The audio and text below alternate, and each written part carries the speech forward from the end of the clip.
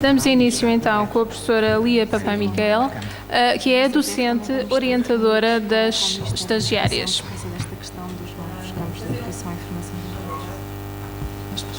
Fazer um comentário aos dados trabalhados por estas alunas e havendo tantos colegas que certamente conseguirão dar uma melhor visão de fora, não é? Porque eu estive envolvida na construção dos dados, na respectiva análise ou no acompanhamento da sua análise, porque a análise foi feita pelas alunas, não foi feita por mim, é de certa forma um bocadinho ingrato justamente porque eu estou demasiado próxima deles, não é? Portanto, tenho aquela coisa que pode ser boa, pode ser má, que é uma relação afetiva que não me permite ter um distanciamento e dizer mal, pronto. Não é esse o objetivo desta mesa, atenção, mas pronto, poderia ter um contributo crítico. Que elas... Temos bons professores nesta escola. Não, mas ter um contributo mais crítico e distanciado, pronto, até porque as alunas não me perdoariam nunca mais, não é? E depois dariam uma avaliação péssima e não é isso que nós queremos. Pronto, isto é uma pequena nota de humor que não tem aqui muito interesse. Eu só queria, de facto, olhando para este trabalho e por aquele primeiro momento diagnóstico do estágio, que de facto era a carência, claro que a ideia inicial era perceber o que é que os educadores sociais estavam a fazer no terreno do ponto de vista da educação ambiental e ao mesmo tempo, e se calhar isto aqui não ficou claro, mas quer dizer ao mesmo tempo, já que vamos inquirir educadores sociais, então vamos inquirir sobre outros assuntos também, é sempre uma oportunidade de pesquisa e nós nunca, quando fazemos pesquisas, tentamos sempre incluir aqui ou ali alguma coisa que seja do nosso interesse, que pode não ser estritamente relacionada com o objeto, pela oportunidade que é, vamos fazer uma inquirição, vamos aproveitar e inquirir sobre outros aspectos. E essa necessidade de conhecimento, como aliás já foi sendo reforçado ao longo do dia, conhecimento sobre o que é a prática por um lado cotidiana dos educadores sociais e por outro lado, se essa prática, ou melhor, o desenvolvimento de uma praxis, isto era o que eu queria dizer, o desenvolvimento de uma praxis tem que se basear no conhecimento da prática. Sem ela não há diálogo entre aquilo que se faz do ponto de vista reflexivo, teórico, seja ela uma reflexividade teórica que tenha a ver com ir buscar, que a educação social enquanto campo multidisciplinar tem disso, não é? Vai buscar a vários campos disciplinares, referências, conceitos, autores, teorias, que depois se tenta aplicar à prática, mas sem perceber como é que essa teoria e essa fundamentação depois se vai concretizar na prática, é difícil, de facto, construir uma praxis naquilo que é uma profissão, na definição de uma profissão que é uma profissão relativamente nova, não é? E por aí também, não é por acaso que os educadores sociais, e justamente no estudo acabaram por nos dizer isso, que uma das carências que mais se sentem, de facto, é mais formação ao nível do perfil e competências do educador social. Porquê? Porque ao ser um campo em construção, não há, digamos assim, códigos ou léxicos ou linguagens a que se agarrem e que, sei lá, como um advogado ou um engenheiro, que até tem uma ordem, não é? Quer dizer, um psicólogo que tem ali, está tudo codificado. No caso do educador social não está. E era o primeiro resultado que eu ia destacar, no fundo, é essa necessidade que emerge deste estudo de ser uma profissão em construção. Os profissionais de educação social têm uma identidade profissional em construção, é uma construção que fazem também na prática, mas que se calhar sentem aqui falta de uma certa rede.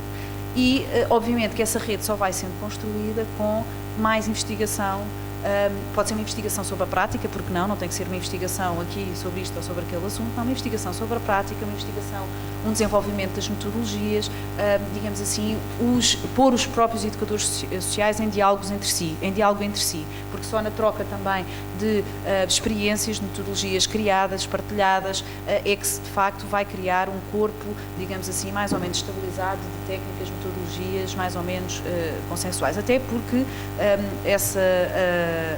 um aspecto que eu vou repescar da comunicação desta manhã da doutora Susana Valente, que tinha a ver com o facto de, por exemplo, no inquérito que eles fizeram aos projetos de educação ambiental, haver muitos projetos sem avaliação, uma percentagem muito significativa.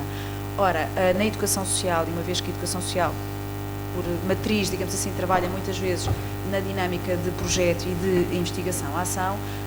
A fase da avaliação, que normalmente também é essa fase de reflexão sobre os resultados, reflexão sobre o processo, reflexão sobre os efeitos dos vários projetos, também é fundamental. E deve fazer parte do perfil de competências do educador social, essa procura dessa reflexão constante sobre a prática. Por fim, e para não vos maçar, vou chamar aqui a atenção uma coisa que eu muitas vezes tenho pensado e tenho referido nas aulas diversas, nas disciplinas que tenho vindo a ministrar e que nós trabalhamos em particular nas unidades curriculares relacionadas com o estágio, que é esta noção da responsabilidade. Porque muitas vezes nós falamos do perfil de competências do educador social, mas também eu arriscar-me a dizer que não é só perfil de competências, é um perfil de competências e virtudes. Porque esta questão da responsabilidade que a doutora Sílvia falava é fundamental. O trabalhador social, por definição, e o educador social em particular, porque é desse que nós estamos aqui a falar, é um trabalhador que lida de uma maneira geral com pessoas, não é? Com pessoas e muitas vezes as pessoas em estado de alguma vulnerabilidade.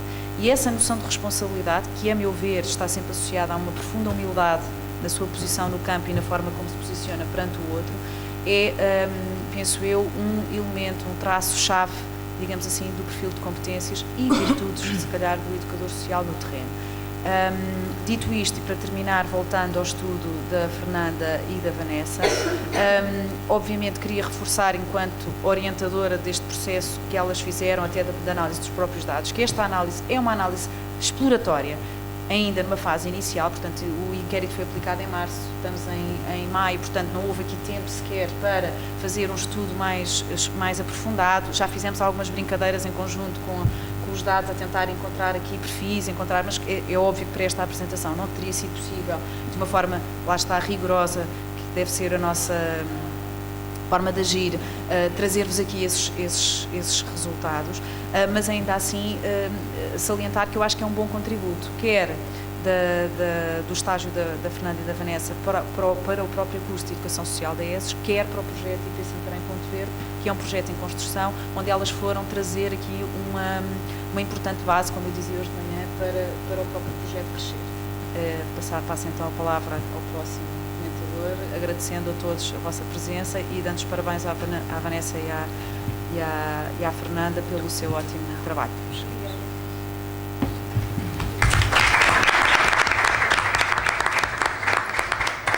Damos então agora a palavra ao professor Paulo Dias.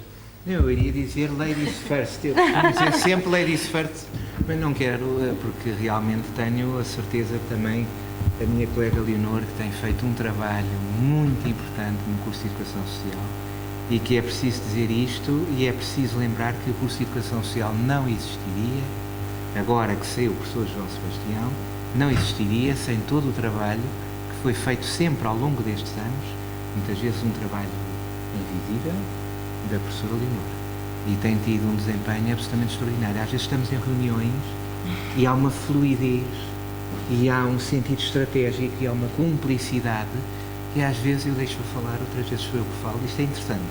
Este tipo de situações são interessantes e resultam talvez de percursos que no fim têm a ver com estas vivências de que é a educação social. Trabalhar em grupo, saber ouvir o outro, o saber fundamentalmente que o que nós fazemos é um nós, não um eu.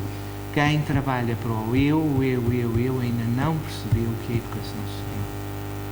A educação social é trabalhar em grupo, em conjunto.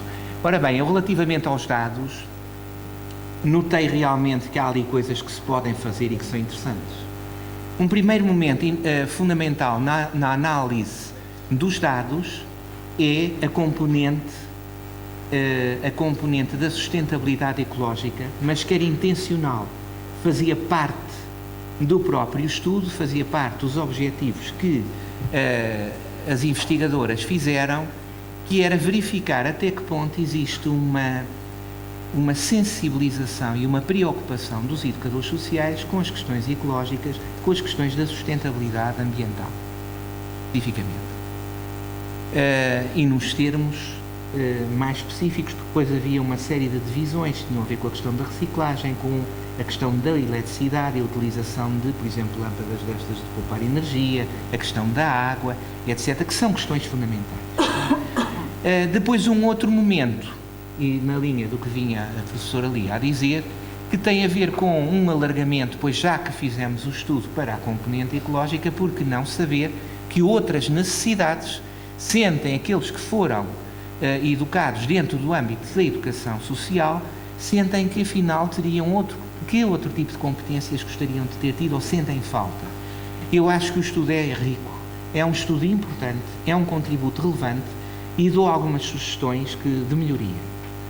Se verificarmos os dados, vemos que 46% dos respondentes são pré-Bolonha, 54% são pós-Bolonha.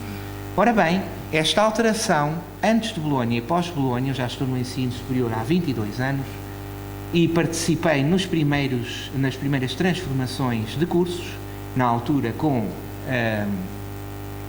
que tínhamos como entidade parceira na Universidade do Algarve, a Universidade de Aveiro, que foi os pioneiros em Portugal a trazer o modelo dos modelos ECTS para cá. Houve transformações profundas. Por exemplo, o curso de Educação e Intervenção Comunitária do Algarve foi dos primeiros do país. Foi aberto em 1992. Ficou reduzido na sua amplitude de atuação. Portanto, por muito boa vontade que houvesse, não era possível, através da diminuição da carga efetiva horária disponível, manter um plano de estudos tão ambicioso como era o antigo. Isso verificou-se desde logo, tal como aconteceu cá, ao nível dos estágios, que são, se quisermos, o grande momento. Porque o estágio profissional, nas suas várias modalidades, como temos cá, estágio 1, 2, 3 e 4, que estão, do meu ponto de vista, já o tinha dito à professora Leonor, que foi, durante muitos anos, a coordenadora dos estágios, mas não podendo ser coordenadora de tudo, acabou por deixar cair a coordenação dos estágios para outro colega. A verdade é que é um trabalho notável. É um trabalho notável, mesmo no sistema pós-Bolonha. Agora, quer se queira, quer não, há aqui alterações paradigmáticas fundamentais no modelo. Pós-Bolonha, pré-Bolonha. E, portanto, eu pediria, futuramente, faça o cruzamento. Será que as sugestões de formação são as mesmas para os pré-Bolonha e para os pós-Bolonha? Será que as sugestões de formação são as mesmas para os educadores sociais que dizem que estão a trabalhar na área do social e para aqueles outros que felizmente são minoritários que dizem que estão fora desse âmbito? Portanto, são questões de aprimoramento. Outros aspectos que têm a ver com aquilo que eles entendem como perfis de formação fundamentais e áreas onde acham que ainda há campos a explorar. Desde logo o perfil de educador, que foi agora referido, e muito bem, para mim perfeitamente previsível, mas é uma faca de dois gumes. Porque se por um lado é importante haver um estatuto que defenda o que é o educador, esse mesmo estatuto cria uma fronteira no dia em que for criado. E tudo o que são fronteiras reduz aquilo que um dos grandes, porventura um dos maiores gestores do nosso tempo, que é Peter Drucker, numa obra Inovação e Gestão, diz que a grande capacidade do gestor atual, e estamos a falar também de organizações de economia social, é ser capaz de ser flexível e de se conseguir adaptar àquilo que são as transformações cada vez mais rápidas no mundo em permanente mudança. Ora, por consequência, a definição de um estatuto rígido pode deixar de fora muito daquilo que é esta plasticidade na expressiva acessão de Berger e Lachmann, esta expressiva plasticidade que o educador social tem de catch what you can, apanha o que conseguires, mas com isto trabalha.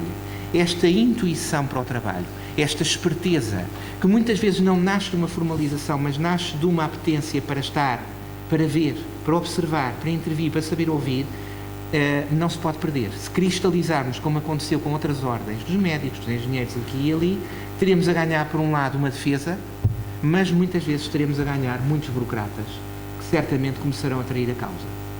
Bom, dito isto, analisaria então não tanto esta questão, que sendo maioritária um medo não o tenham, porque o caminho faz-se andando, e numa sociedade em permanente mudança e num modelo neoliberal que está em crescimento e que os próprios produtores do modelo neoliberal, eu conheço vários economistas, não sabem onde é que ele vai parar, e aliás eu tenho formação básica de economia e também não sei, aliás tenho umas ideias que não são muito interessantes, penso que fazem falta exatamente os educadores sociais, com a sua polivalência, com a sua capacidade de se adaptar a diferentes contextos, a diferentes públicos, e exatamente indo buscar, como disse muito bem a doutora Leonor, a questão das metodologias de intervenção.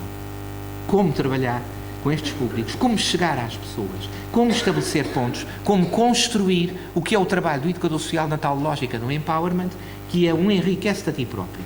Não é tu vais fazer o que eu quero, como existia muito na via psicanalítica do Freud e do Jung. É uma perspectiva diferente, é eu. Na medida daquilo que vejo que é a tua vontade de crescer, eu dou-te o que te falta para que o possas fazer, mas depois estás completamente autónomo porque sempre estiveste. Esta é a verdadeira metodologia participativa de que fala José Madureira Pinto e Augusto Santos Silva. Porque fora disto, dependências, cai novamente no dito assistencialismo, que é tudo menos bom. E que cria cronicidades, uma delas o RSI. Temos muita gente a viver em Portugal pendurada no RSI, é uma enorme falácia e uma desgraça para a segurança social. Portanto, centrar-me nas outras necessidades. A legislação social é um dos pontos que é salientado, isto para além das componentes da questão ecológica. Vou estabelecer uma ponte entre as duas, que é, já tinha dito há um bocadinho, entre consumo sustentável e economia social. Do meu ponto de vista, está aqui a interseção entre a área ambiental e a área de educação social. Há uma interseção clara e um enorme campo a explorar, porque todos os dias deitamos fora imensos resíduos, coisas que não nos fazem falta, mas podem fazer falta a outros. E esta economia da troca, que não está institucionalizada entre nós, mas nos países anglo-saxónicos está amplamente difundida, vai revolucionar completamente aquilo que é a sustentabilidade do nosso planeta. Andamos a deitar coisas de fora, demasiadas coisas para o lixo, e a destruir o planeta com isso, criando lixo que é nosso, mas que pode ser altamente valorizado por outros. Seja a CAIS que vai buscar, seja uma Câmara Municipal que disponibiliza uma sala para irem lá levar roupa que já não usam, sapatos, discos, CDs, automóveis, etc. O que for, isto é um espaço em aberto. E educadores sociais estejam atentos a isso. Porque podem, através de uma coisa chamada ILES, do Instituto de Emprego, criar projetos nesta área e, se for preciso, estamos cá para ajudar. Por exemplo, o Azimut 270 é um projeto que está a funcionar, eu tenho estado ligado a isso, e é um projeto de intervenção que tem como interesse captar iniciativas tão simples como isto. Ir buscar onde está e não faz falta, distribuir para quem precisa, por preços simbólicos, as chamadas lojas solidárias. Temos a nossa aluna Carla Gaspar, que fez um projeto interessantíssimo nesse âmbito, o ano passado, e temos outros projetos que podem ser aproveitados e eu lanço o apelo. Voltaria, tanto às questões principais. Legislação social é realmente muito importante. Nós, no mestrado, e aproveito já para fazer um bocadinho de publicidade, vai sair o edital para uma nova fase do mestrado. Abre dia 11 de junho e termina dia 15 de julho o primeiro edital de candidaturas ao nosso mestrado, para quem quiser concorrer e aprofundar conhecimentos na área da educação social, que é um âmbito fundamental, é isto que nós estamos aqui a trabalhar na sua verdadeira dimensão. Portanto, a legislação social é salientada porque é cada vez mais necessário conhecer bem o quadro legislativo que regulamenta um âmbito tão complexo como o âmbito do terceiro setor. E chama-se terceiro setor, atenção, porque é o setor que está entre o privado e o público. Emergiu uma coisa chamada terceiro setor. Por isso, muitas vezes é incorreto falar em IPSS fora do âmbito do terceiro setor, porque IPSS é a instituição particular de solidariedade social. Ela tem o caráter misto e a ambivalência própria que muita gente retirou ao terceiro setor, dizendo que é exclusivamente uma coisa que emergiu no meio. Não está. Ele é a interseção entre o primeiro setor e o segundo setor. Esta é que é a definição correta do terceiro setor. Pronto. Legislação social é fundamental. O curso de Educação Social, através da doutora Leonor, tem tido a preocupação de dar resposta a estas e outras carências que têm sido sentidas, e foi criado, através do professor Luís Jacó, que vos dá aulas, uma série de workshops para complementar a questão da legislação social, que era fundamental, tinha sido sentida. Outras áreas de formação, a questão dos idosos. Não pretendendo alargar-me, que não poderia, os idosos e toda a problemática ligada aos idosos tem um sentido. Nós temos atualmente uma inversão da pirâmide etária, sabemos que a nossa população maioritariamente está a crescer na terceira idade, que é até aos 65 anos de idade, e na quarta idade, que é a partir dos 75 anos de idade em diante, segundo a Organização Mundial de Saúde. Isto significa que, a partir do momento em que estes grupos etários têm tido um crescimento tão grande, quer pelo aumento da esperança de vida, quer pela diminuição da taxa sintética de fecundidade, que é 1,23, como disse há pouco, está a haver um aumento muito grande deste público e tem que haver uma resposta efetiva para estas populações.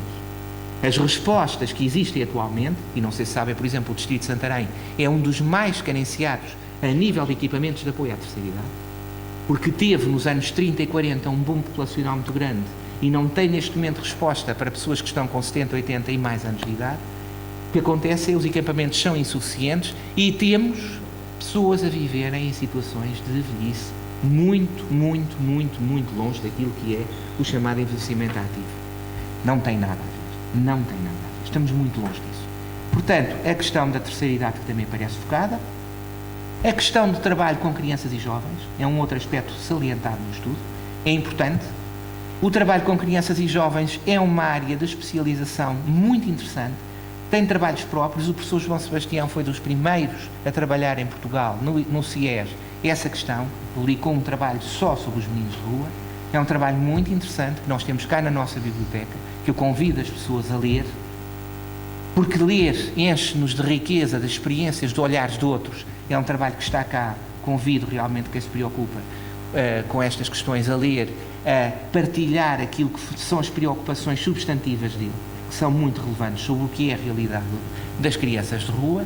Portanto, temos aqui neste estudo espelhadas muitos vetores que nós já sabíamos que eram fundamentais em termos de desenvolvimento do que é o perfil do educador social, mas que o curso de Educação Social neste momento já tem essa preocupação, porque é um curso de banda larga e, portanto, teria interesse identificar, de um ponto de vista analítico, com maior precisão, se são os pré-Bolonha, pós-Bolonha, ir a um grau de minúcia maior, não o género, porque 4% da população são homens e os restantes 96% são mulheres, portanto o género não é uma variável expressiva para analisar esta questão, como é evidente, mas a questão, a idade também não, apesar daqueles grupos de idade estarem lá referidos, não é, desde logo façam esta composição, porque tem aqui uma lógica no pré e no pós, e pode levar-nos a repensar um bocado o plano de estudos do curso. Passaria então para esta questão fundamental, e é com isto que acabo, porque já viram que com as conversas deito mais saber, e eu tenho realmente esse problema. Nos bonecos animados há uma imagem muito bonita que eu costumo dizer que é útil para isto, são aqueles maços de madeira muito grandes, que se aplicam aos despertadores que fazem barulho, e comigo resultaria muito bem se aqui a doutora Sílvia tivesse o respectivo maço, quando eu atingisse aquele limiar de saturação e resultaria, provavelmente.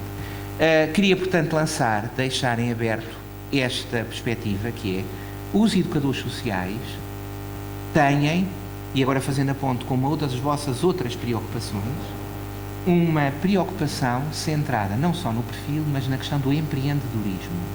Atualmente ouve-se falar muito no empreendedorismo. Eu também dou aulas ali ao lado ao outro mestrado, que é o mestrado de Gestão de Organizações de Economia Social, a convite do professor Fernando Lucas, e esta questão do empreendedorismo nasce na gestão, mas atualmente é uma preocupação absolutamente incontornável para qualquer técnico que trabalhe, técnico eu não gostaria de chamar técnico, para qualquer educador social, e não técnico, senão já caímos na burocracia. Para qualquer educador social. Porquê? Porque saber construir situações de emprego, saber problematizar o real social, tal como ele atualmente se nos coloca, é de tal forma relevante que muitas vezes o emprego está à nossa frente.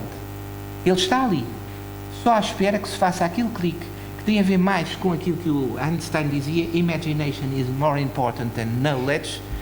A imaginação é mais importante que o conhecimento. Não basta ter conhecimento, é preciso que esse conhecimento tenha uma perspectiva imaginativa que lhe permita dar esse salto, esse clique. Ora bem, o empreendedorismo é exatamente isso. Que competências tenho? Que carências tem o mundo? O mundo está cheio delas. Uma delas, a gestão da economia social. Está por fazer este trabalho todo. Os centros de emprego têm atualmente um programa que se chama o ILES, Iniciativas Locais de Emprego, com financiamentos até 100% do capital. Este programa Azimut 270, para o qual eu fui convidado pela Segurança Social e que é parceria com o Ministério da Educação, é um programa de difusão de jovens que estavam fora do âmbito do mercado de emprego, de autopromoção de emprego. Temos tido uma taxa de sucesso muito elevada, porque as pessoas, mais do que serem empurradas para programas que já foram tentados e que falharam, têm que criar a sua ideia, a sua sugestão. Por isso o que eu digo é, olhem para aquilo que é a realidade, por exemplo, local da cidade de Santarém, do Cartacho, daqui, dali e acolá, e vejam quanto lixo é deitado fora, sapatos, roupas, todos os materiais que pensam. E comecem a pensar na economia social. A economia social é apenas uma redistribuição daquilo. Não faz falta a um, faz falta ao outro. Promove o chamado consumo sustentável, que tanto preocupa e bem, toda a ecologia. Nós não podemos continuar a consumir na chamada sociedade de consumo que deita fora tudo. Vai tudo fora, tudo fora, tudo fora, tudo fora, tudo fora. Não. Aquilo que vai fora de um pode ser aproveitado por outro. Eu já o fiz. Pertenço a um site que é o miau.pt e há muitas coisas que eu não compro novas. Vou ao Miau ver se existe, compro a outra pessoa a quem já não faz falta, o valor do preço é simbólico, essa pessoa ganha algum dinheiro, eu não gasto tanto e permito o quê? Que em vez de eu ir comprar à loja um produto completamente novo, eu esteja a dar reutilização, aumentar o período, o ciclo de vida de um produto já existente. Portanto, pensem nisso, criem as vossas próprias oportunidades de emprego. Se tiverem dúvidas na construção de projetos, estamos cá para ajudar. Porque os projetos do Instituto de Emprego têm ali 2 anos de análise de prospectiva, custos e receitas previsionais, mas nós estamos cá para dar apoio. É uma área de economia sustentável, é uma área de economia social, os alunos são instados a participar, há muito trabalho para fazer e acreditem que só desta maneira, a reutilizar, a dar um sentido lógico a coisas que outros deitam fora, é que nós podemos realmente caminhar para uma sustentabilidade. E é só. Obrigado.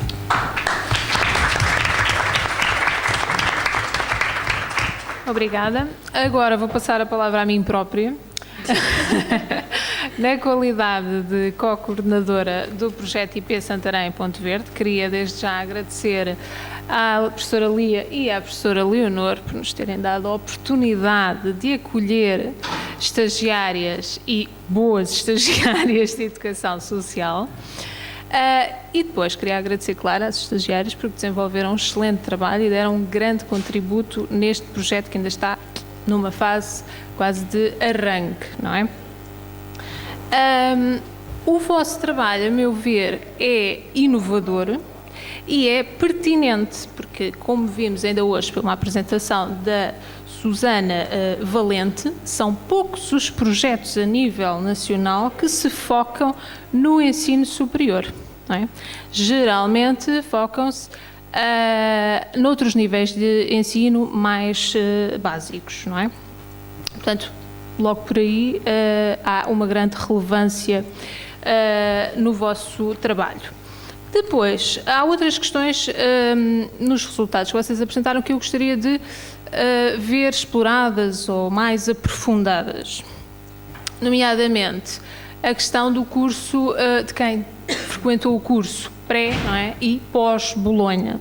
Portanto, gostava aqui de que vocês analisassem quais são os impactos da formação, na sua formação da educação ambiental, não é?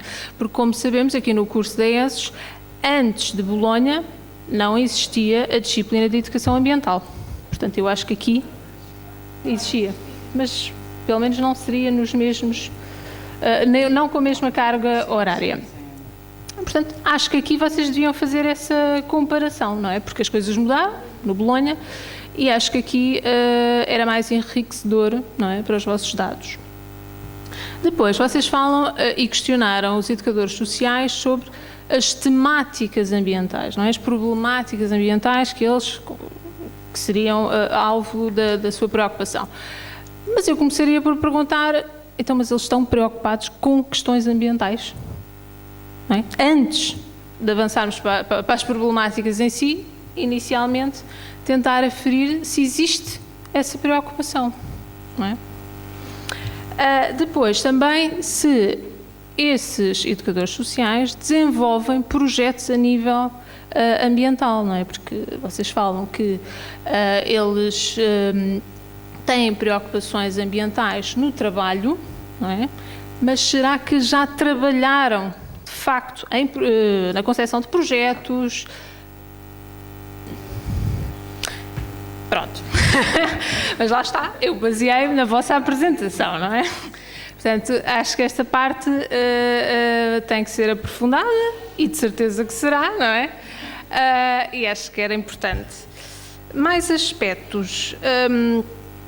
Poderíamos falar aqui também até das problemáticas ambientais que as pessoas, que estes educadores sociais aparentemente valorizam. Vocês provavelmente colocaram opções de resposta no vosso questionário. Nunca surgiram questões que saíam um pouco da área do esgotamento dos recursos, da preservação da natureza.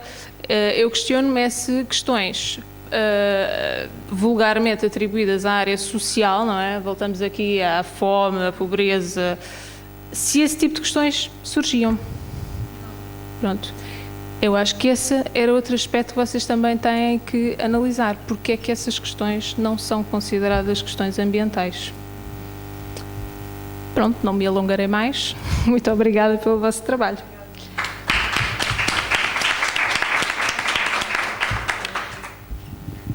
Passaria então agora a palavra à doutora Silvia Azevedo. Isso é uma responsabilidade, eu vou-vos dizer porquê. Eu recebi o PowerPoint como sabem tarde e por isso eu estive a dar aulas até às 8 horas, 20 horas ontem e sinceramente cheguei a casa, fui ao mail, abri a apresentação, vi assim tudo a correr e fechei e depois vim para cá e por isso eu não tive tempo de analisar e peço desculpa por isso, mas não tive mesmo, não, ora é essa. Mas já foram aqui vários pontos focados que eu não vou voltar a focar, mas que fui apontando porque foi algumas das questões que eu também levantei e desconheço, reparem, eu desconheço os projetos que existem cá na casa e desconheço como é que era o vosso programa, os vossos conteúdos programáticos antes de Bolonha e agora pós-Bolonha, mas penso que esse impacto da formação do pré e do pós-Bolonha é importantíssimo, não só a este nível, mas até a vários níveis, porque eu tenho algum sentido crítico relativamente ao pós-Bolonha, se compararmos, se calhar, o sucesso e até a transformação do próprio educador social enquanto teórico-prático hoje, não é, para o passado. Eu acho que 3 anos é pouquíssimo, é um tempo demasiadamente curto para formar pessoas que vão trabalhar com pessoas, não é? Até foi ontem, falava com um colega que por acaso convidei para ir à minha aula de organização de gestão de instituições socioeducativas e falava com ele sobre isso, quer dizer, nós hoje temos que dar conteúdos programáticos que dávamos anualmente num semestre, por isso temos que dar em 15 semanas aquilo que dávamos em 30 ou 40, não é? E só por aí perdemos qualidade, mas esta é uma perspectiva muito própria. Mas era importante perceber o impacto do antes de Bolonha e do pós-Bolonha a esse nível, mas também ao próprio exercício da profissão. E aqui eu levanto outra questão, que é o facto da licenciatura em Educação Social em Portugal ser dos poucos cursos que não tem mestrado obrigatório integrado. E que esta é uma preocupação que a APTSES tem e que tem tentado e que tem estado a trabalhar no sentido de que isso seja transformado. Não é? Porque 3 anos, como vos dizia há pouco, é um tempo demasiadamente curto. Os alunos terminam os cursos a pensar que têm uma licenciatura e não que têm que aprender mais, e aqui eu também felicito porque já reparei que vocês têm tido projetos no âmbito da aprendizagem ao longo da vida, não é? Da continuidade da aprendizagem, e sem dúvida que o mestrado aqui tem um papel muito importante na vossa comparação entre a teoria e a prática e de solidificação daquilo que vocês aprenderam, porque no fundo hoje, depois do pós-Bolonha, o que vocês aprendem em 3 anos é uma introdução ao tema, não é? E por isso depois levar isso para a prática e produzir, que isto é muito importante, também falávamos há pouco, produzir material académico, conceptualizar estes conceitos todos é fundamental na educação social em Portugal. Depois aqui a questão da legislação social, que foi levantada aqui pelo professor Paulo, que eu também considero extremamente importante.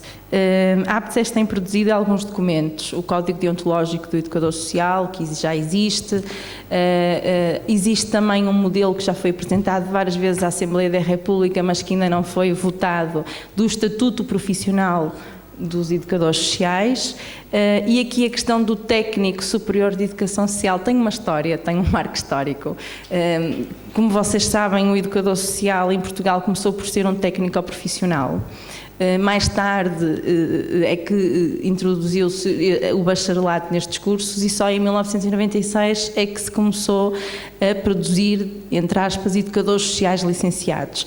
Ou seja, nós temos 3 categorias profissionais e tínhamos aqui uma grande questão em termos de categorias profissionais, que era levantada muitas vezes em negociações e até com os partidos políticos, que era, muito bem, então, mas que carreira é que vocês querem? Porque vocês são técnicos profissionais, são bacharéis e são licenciados, não é? Qual é a diferença entre os 3? E então tivemos que criar uma nova categoria social, que é o técnico superior de educação social, para estabelecer precisamente esta fronteira entre a formação técnica da formação superior. Eu também acho que vocês podiam, num próximo estudo, explorar mais esta questão do exercício da cidadania do educador social. Isto porque eu costumo dizer muitas vezes aos meus alunos que nós pensamos que estamos a terminar um curso e vamos ser educadores sociais, mas até que ponto é que nós somos educadores sociais de nós próprios? E eu já tive algumas experiências, nomeadamente até com outros profissionais, não só com educadores sociais, mas com formadores que, por exemplo, estavam a dar aulas, estavam a dar formação numa sala de aula e não sabiam ter comportamentos de formadores, não é? Não sabiam estar bem sentados, não sabiam fazer uma apresentação adequada, não sabiam chamar a atenção educadamente o formando, muitas das vezes para o comportamento que estava a ter, e produziam comportamentos que não eram muito pouco recomendantes dentro de uma sala de formação. E isto acontece também com educadores sociais. E por isso é importante perceber que quando nós, educadores sociais, falamos que é importante o exercício da participação, da cidadania, do desenvolvimento de competências pessoais, do desenvolvimento de competências sociais, até que ponto nós, enquanto pessoas, o fazemos. E eu acho que isto era interessante, porque eu acho também que um bom educador social, além de ter esta perspectiva da preocupação com o outro, acima de tudo também tem muito a ver com a sua identidade própria, com a sua, exatamente, com a sua própria personalidade, com a sua própria construção do seu eu pessoal, não é? E que de facto existem muitos educadores sociais que não têm essa identidade, não têm esse traço de personalidade e que provavelmente vão estar a exercer uma profissão da qual eles próprios não são modelos. Penso que seria interessante explorar isso. Não são parte da solução, são parte do problema. Sempre que isso acontece, é inevitável. Exatamente. Não, exatamente. Aliás, às vezes eu chamo a atenção dos alunos quando se estão a comportar mal na sala de aula e quando não têm uma escuta ativa, não é? Está um professor ali cansado já ao fim, sei lá, do dia, a dar as últimas horas das aulas e já está ali que não pode, e os alunos estão a pensar que têm que ir ver o futebol e que têm que ir fazer um conjunto de coisas e que estão-se a comportar mal, e às vezes eu pergunto-lhes, mas que educadores sociais é que vocês vão ser, porque vocês não sabem ouvir. Não é? E mesmo em contexto de trabalho já tenho tido colegas de outras áreas, não só da educação social, que às vezes estão num gabinete com um educando e estão a tentar perceber a história de vida do educando, mas não conseguem ouvir porque estão mais preocupadas em dizer ao educando aquilo que fizeram hoje, ou que se identificam imenso com a história que ele está a contar porque o vizinho ou o tio ou o primo também já passou por isso. Percebem? E por isso esta questão da escuta ativa é muito importante. Depois, eu fiquei muito sensibilizada com o grau de empregabilidade que vocês têm e que apresentaram no estudo. Porque nós sabemos que, apesar do terceiro setor, neste momento, ser um setor na comunidade europeia muito forte em termos de empregabilidade e que, pelo que apresentam nos resultados, tem vindo a crescer e vai crescer, não sei se felizmente ou infelizmente.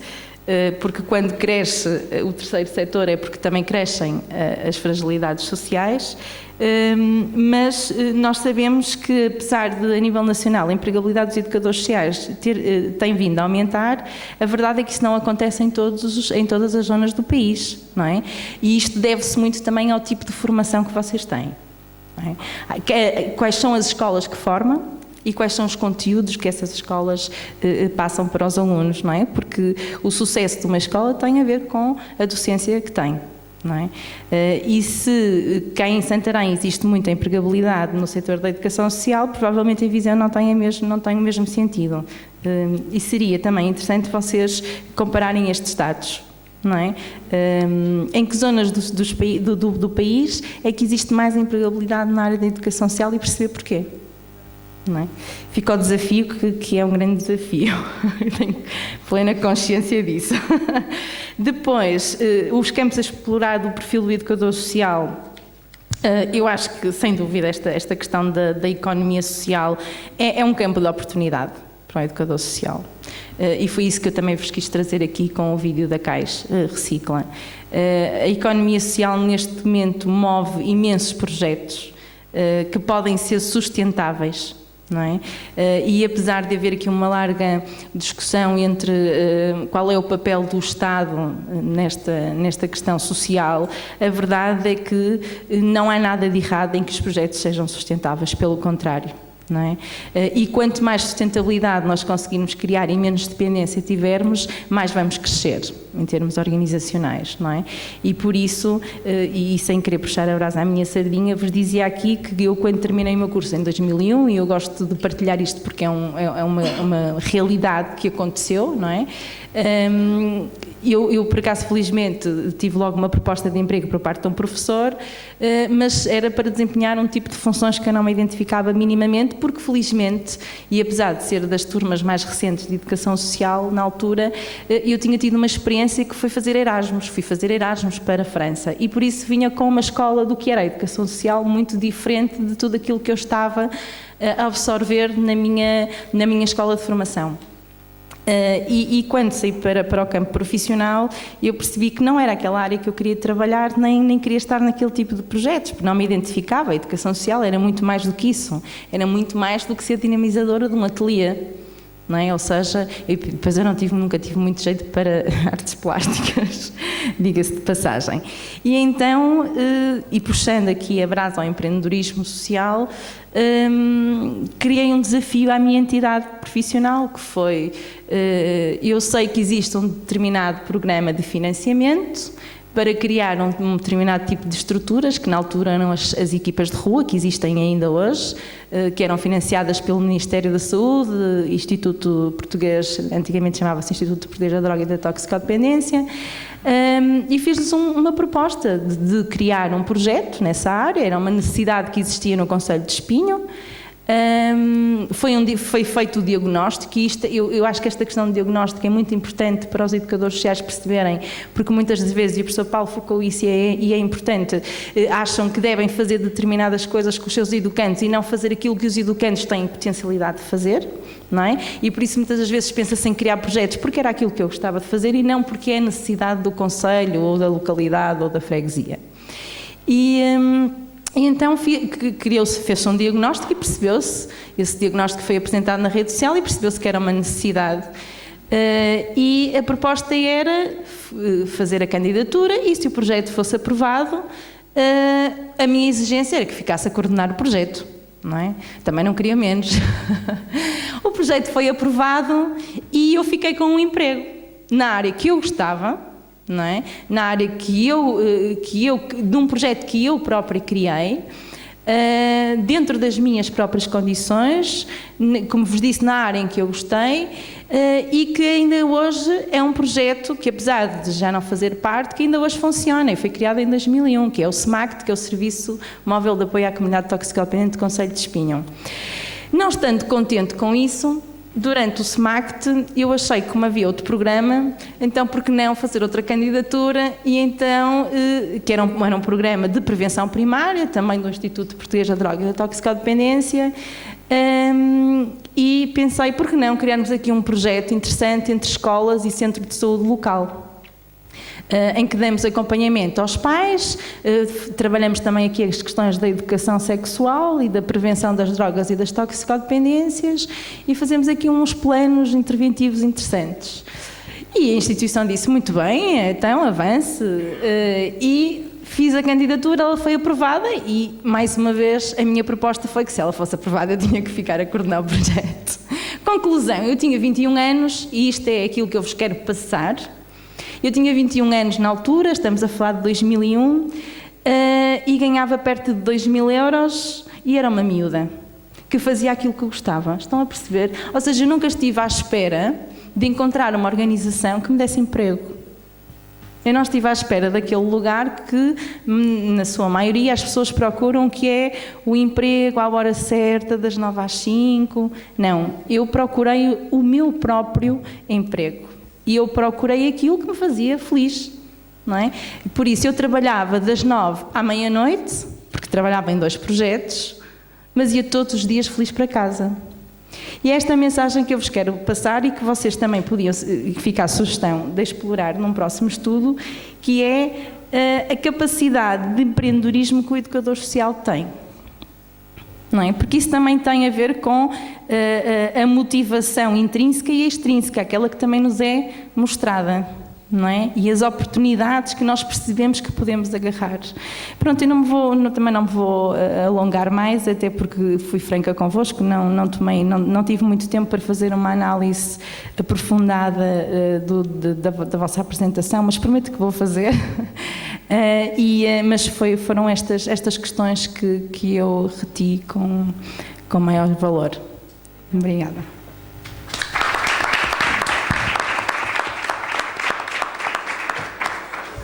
Para finalizar, dou a palavra à professora Leonor Teixeira. Bom, eu tenho aqui uma tarefa ingrata, porque não me posso safar com a questão da afetividade da professora Lia e dizer que por uma questão afetiva e tal não posso dizer grande coisa. É mentira, também sou professora delas.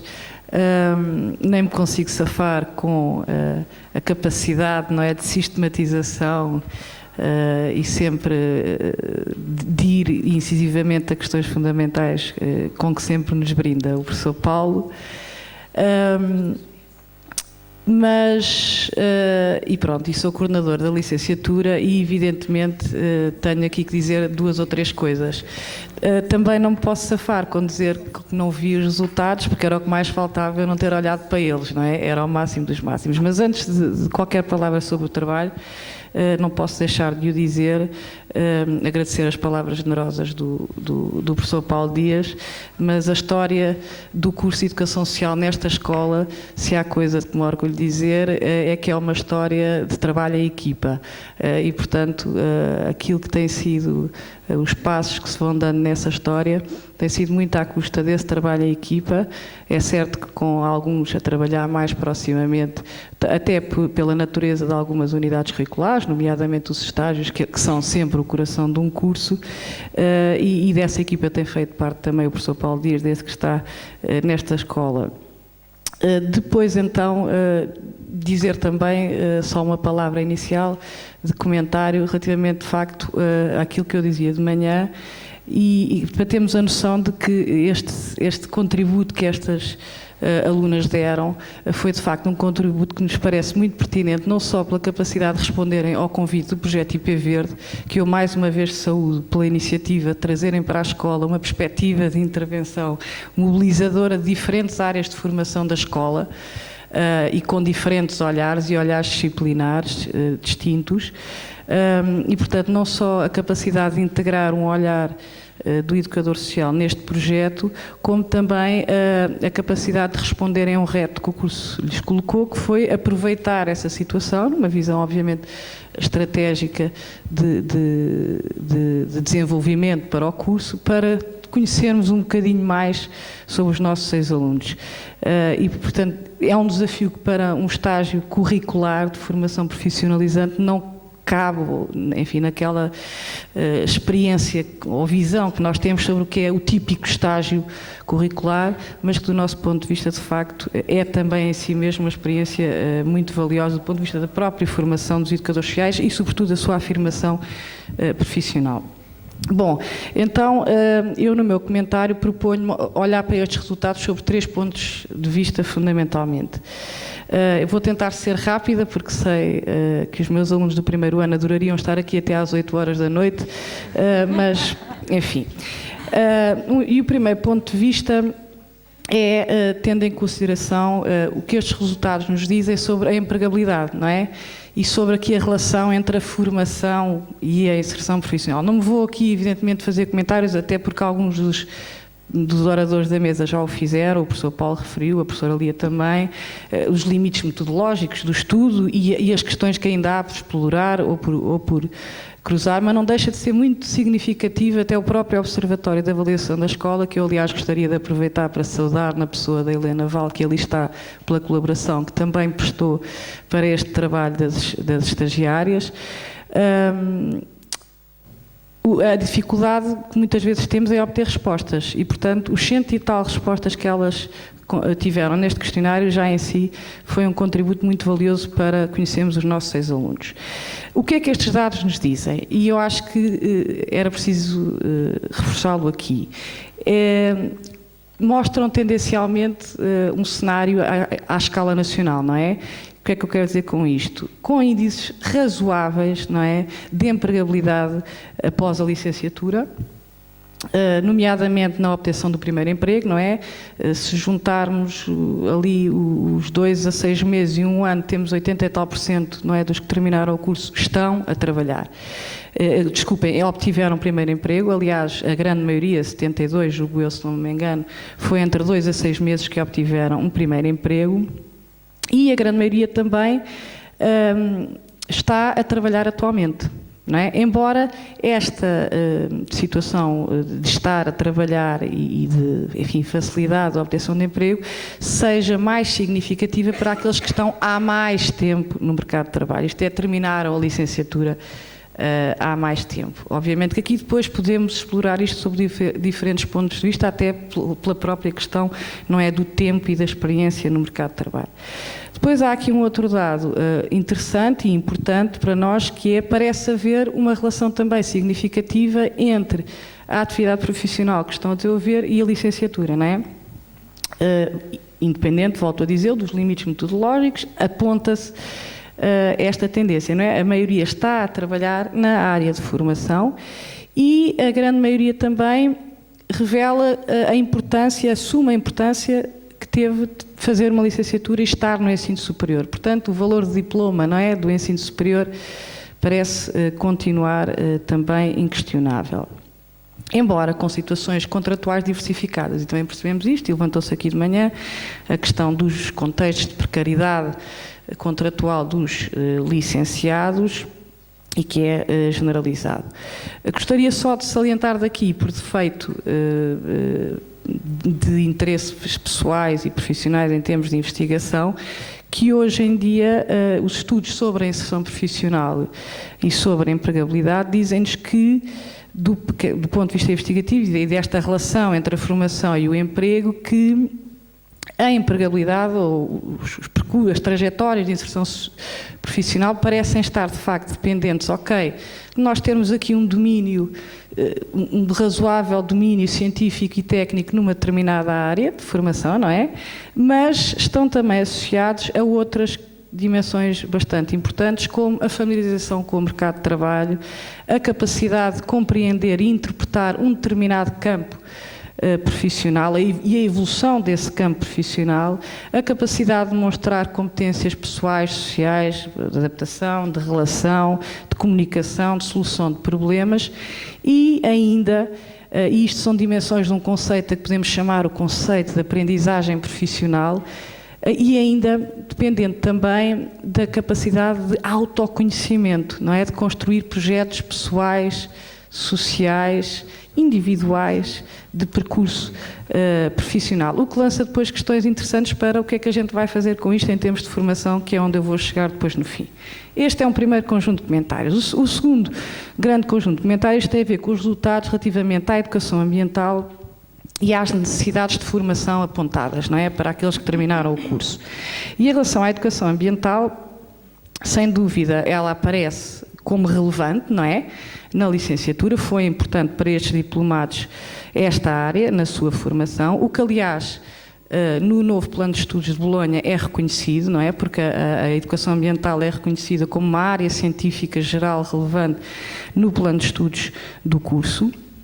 Embora, de facto, fosse interessante questionar estes resultados, como dizia a professora Marisa Correia, e como a professora Marisa, aliás, foi ao longo do dia de hoje chamando a atenção, quanto à necessidade de enfatizar esta visão da educação ambiental numa perspectiva de educação para a sustentabilidade e, portanto, numa perspectiva que não tem só a ver com a resolução de problemas a partir de conhecimento técnico, não é? Sobre o que é reciclagem ou como reciclar, não é? Sobre a questão dos recursos e dos consumos, mas também, sobretudo, numa perspectiva mais ampla, socioeducativa, que enquadra a questão ambiental face à necessidade de mediação, não é? Entre as perspectivas de desenvolvimento das sociedades, de transformação, de posicionamento dos indivíduos, de exercício de cidadania plena e de aprendizagem ao longo da vida. E isto entra, de facto, em conexão com áreas emergentes na educação social e que, aliás, tivemos a oportunidade este ano de contactar com algumas delas no nosso ciclo de formação complementar à educação social,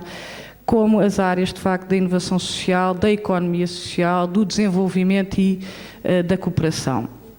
Depois, em relação às áreas e às necessidades de formação, a mim parece-me evidente salientar aquilo que eu dizia de manhã, que é, os resultados parecem traduzir que há uma clara vontade, não é, dos licenciados em dar continuidade à sua formação. O que poderá ter a ver, de facto, com uma procura de se reajustarem enquanto educadores sociais também. As áreas específicas que são apontadas, algumas delas, e por isso a proposta e a sugestão do professor Paulo parece-me interessante, não é? Os pré-Bolonha, os pós-Bolonha, como é que isto se verá desse ponto de vista, mas algumas delas no plano de estudos de Bolonha com o professor João Sebastião foram reconsideradas, não é? Nomeadamente dando ênfase com a Sociologia da Educação Não Formal, com a área dos modelos e métodos de intervenção, onde entram algumas dessas áreas que são definidas pelos respondentes, com as áreas específicas de intervenção, não é? Que agora há a animação de crianças e jovens, a animação do adulto e do idoso, e também com esta procura que estamos agora a tentar dar de resposta em termos de oferta de formação contínua, nomeadamente com o mestrado mais recentemente. Depois, eu tinha também que olhar para estes dados do ponto de vista do próprio desenvolvimento do curso. Como é que o curso olha para isto, ou o que é que o curso está a fazer em relação a isto, ou o que é que o curso pensa fazer em relação a isto. E desse ponto de vista, e é aqui a parte final do meu comentário, eu vou dizer duas ou três coisas aqui que podem não ser simpáticas, mas que são alguns pressupostos de que partimos.